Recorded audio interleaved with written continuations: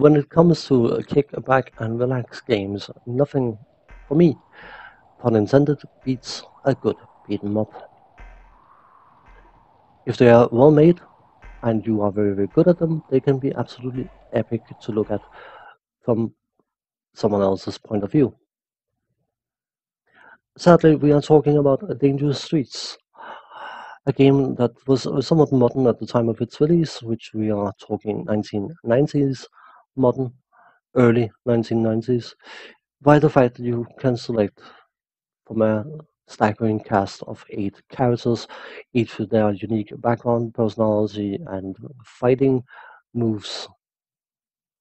For the purpose of this video, I was playing through tournament mode, which meant that Tony, which I selected, was going to fight against all the other opponents in order to beat the game, except for one of them, which I ended up fighting twice.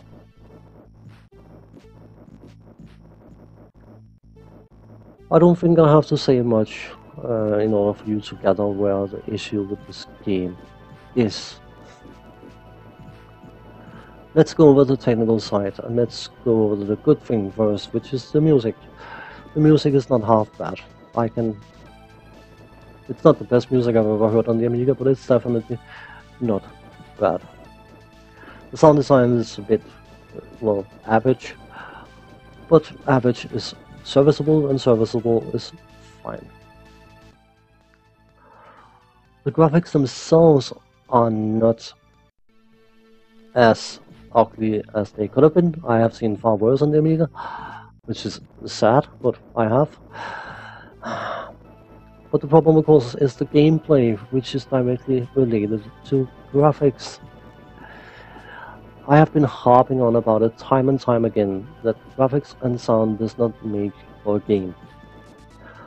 But fighting games is one of those type of games that benefits tremendously from great graphics and epic sounds. And Dangerous Streets does not provide any of them.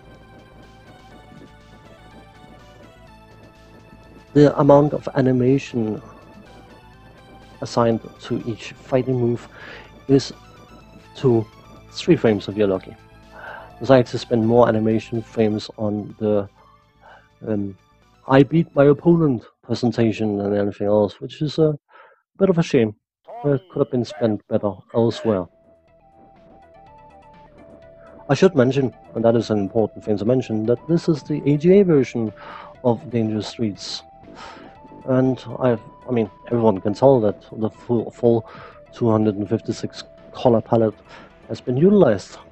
It's very easy to see. Ish. But of course, the gameplay, of which there's basically none, because what you do is you pick your character and then you find the one broken move that all characters seem to have, and then you spam it over and over and over again.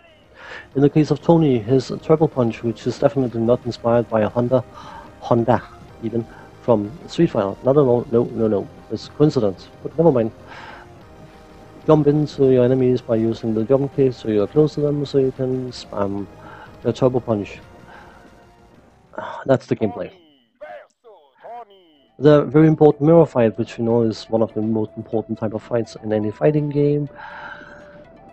There's no indication of which Tony I am in control of. There's no color difference, there's no anything difference. And since both of them are jumping around like lunatics with broken legs, if it wasn't because I knew I was the one that was jump kicking and turbo punching, I would have no idea which Tony I was in control of. Intelligent design, you have to give them credit for that. That is super smart. But you know what, in order to minimize the agony that any viewers will have to go through, I decided to skip to the final fight against Lola, an English model. She beats me, by the way, and for some bizarre reason I think it's something that the developers of this game must think all English models do when they have won something. She seems to lose half her clothes, but whatever. For the purpose of the science, let's just call it that, I decided in the editing process to slow this game down by 50%, just for a little bit, just to see if it actually made a difference, and lo and behold, the game would almost have been playable at this speed.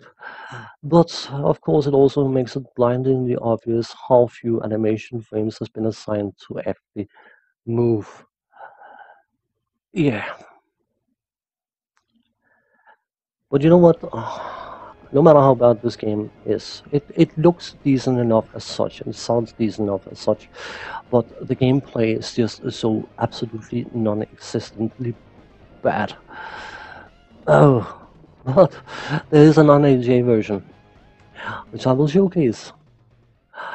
And if nothing else, it showcases the fact that there was the 256 color palette available for the AJ chipset was definitely not utilized because it's the same color palette, just smaller sprites. Many has considered Dangerous Streets to be one of the worst speed mods ever made for any system ever, which I would not agree on. I have actually seen worse. But what I will agree on is the fact that this game is trying hard to get that label. And on that note, I'm going to say sorry for watching. Take care. See you next time. Bye bye.